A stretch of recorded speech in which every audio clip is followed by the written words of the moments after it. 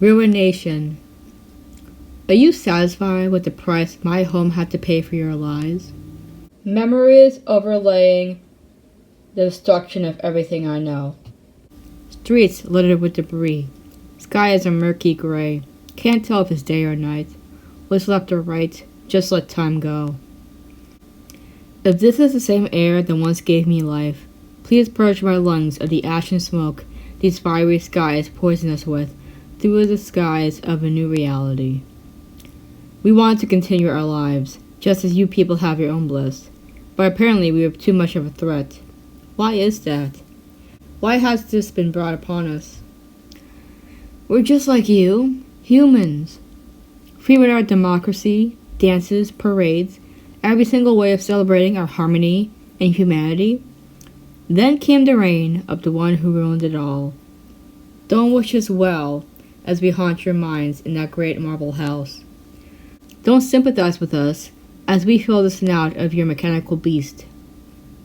The clock has turned back into an hour of hell, walls cloaked in awnings of every single hue of the rainbow, shielding us from the horrors of our impending doom. We begged and begged for an end to our suffering, and punished the one who destroyed it all.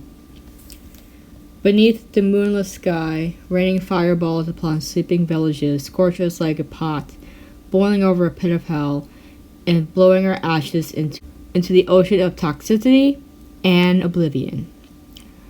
Silent nights no longer have the serenity they once brought.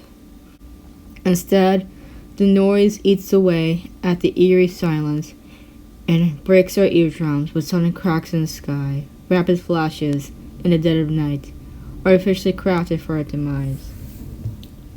Those aren't stars in that black sky, lights that flicker vigorously, changing forms and rearranging targets to satisfy themselves and appease their unholy leader. Tomorrow is not guaranteed, and freedom is worth more than the gold you kill us for.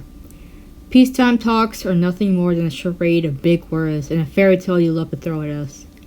Smiles and praises paraded all over social media about how you love to help the helpless, when you yourself are part of the problem, and your own government is sucking your pockets dry to buy brand new toys to turn our soil into bloody ash. We are pitied if they do not see us broken. We are unruly if they do not see us as resilient. Criticize me for the audacity to speak for those who can't, because acidic air has ate away our insides, and our hospitals have become morgues. Criticize me for speaking too loudly against the atrocities committed on my home, and turning away our future, while you toil away in that big office of yours, bleeding us of necessary resources. Toll keeps climbing while your arguments keep coming, echoing hollow words to detract from the eventual betrayal of your allies. Watch the world on a standstill as my home becomes tainted with debris and bodies. Families gone and children orphaned. A nightmare that flooded throughout our land, reduced to oblivion. Decades of destruction and isolation, we marched back up to risk our own lives to save those who couldn't. Like the rebels you say we are, we destroyed the shield, the helpless, the defenseless, the pitied. To the outside, we have become unruly, inviolable, scorned.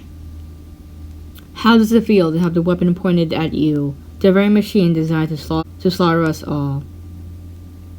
To have your words thrown back at you and peel your eyes open to the carnage. Why do you get to act so innocent, yet we must tolerate the violence? Say what you like, but this will not be a time for negotiation. The time is long gone. Face the punishment you brought upon yourself. Decades of blood and innocence on your hands. You could have stopped this when you had the chance. You let your lies direct traffic straight at us. Dark cloud of hell raining upon us while you fled with your tail tucked, taking whatever you please. Only the stars above me decide our fates, judge us accordingly, and lay our souls to rest.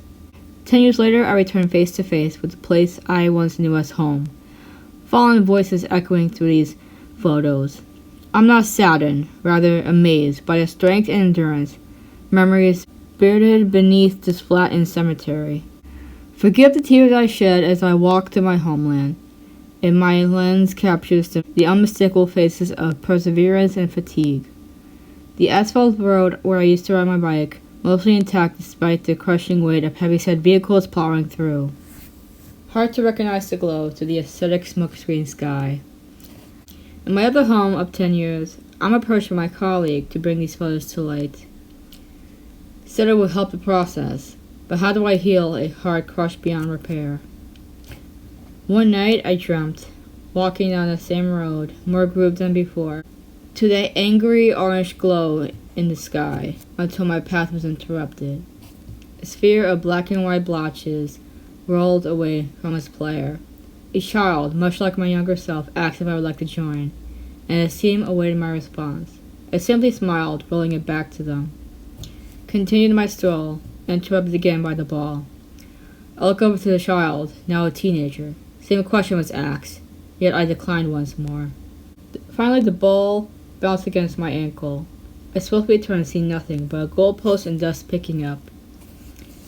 As the sight sank in, the orange glow expanded, swallowing the sky and soon me. I woke up, an hour after midnight. I saw it. A voice for those unable. Their lives taken by the oppressor. Constantly wondering if the right choice was made, if forgiving myself would be any good for those not here. Preserve the memory before a glimpse of cruel reality shatters the shell, breaks the glass house, trapping the world in a fairy tale cove. Every bite, every blink, every breath, all under memory. Every photo reposted, another moment for the voice, a sound taken too soon. Every second waking, not one spent in vain without seeing those who should still be here.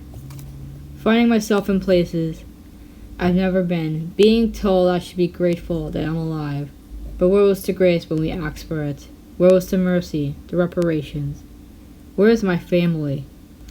Everything I've known, grown to love, all gone in ash and dust. And I have nowhere else to turn, no one else to talk to. In my own cave of despair, a lantern hovers about.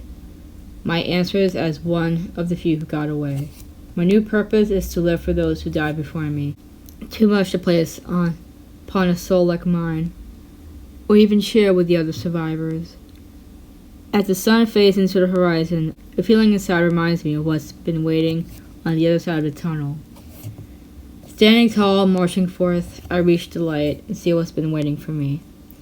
I well up with laughter as I hear about the failed attempts at creating a new city upon decimated. I shed a few tears when I consider a legacy cut short. I often wonder what my home would have looked like had it not been destroyed. If it would have grown into a concrete jungle surrounding the metropolis, or let the natural beauty preserve the ancient relics and castles of its time. I am a survivor, a witness who became the vessel of truth, and stung the hearts of so many, my photo spreading like wildfire. I am not a hero for speaking the truth to my camera, nor escaping at the last available chance, leaving everyone and everything behind, knowing I can never return. Even when the world continued to turn a blind eye, I never forgot. My home, my friends, my family, the irreplaceable landscapes and seashores, before it all went to dust and ash.